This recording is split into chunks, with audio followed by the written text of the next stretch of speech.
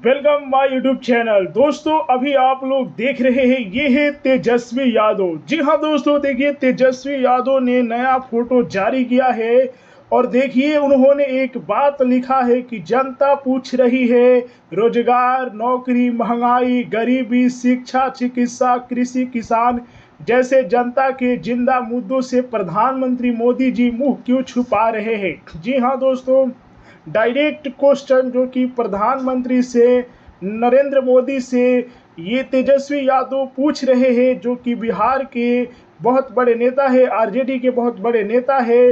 और इन्होंने डायरेक्ट पूछा है कि रोजगार पर आखिर सरकार क्यों नहीं बात कर रही है, नौकरी पर क्यों नहीं बात कर रही है, महंगाई पर क्यों नहीं बात कर रही है।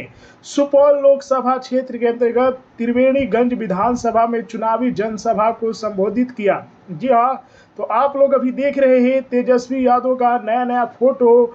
जी हाँ दोस्तों, देखिए लोकसभा चुनाव हो रहा है और यही मौका है युवा वर्ग को कि अपनी जो है हक है आपका तो मांगना चाहिए। क्या आप लोग भी तेजस्वी यादव के साथ है? कमेंट में बताइए, वीडियो को लाइक कीजिए। इसी तरह के अपडेट जानने के लिए हमारे इस चैनल को सब्सक्राइब कीजिए।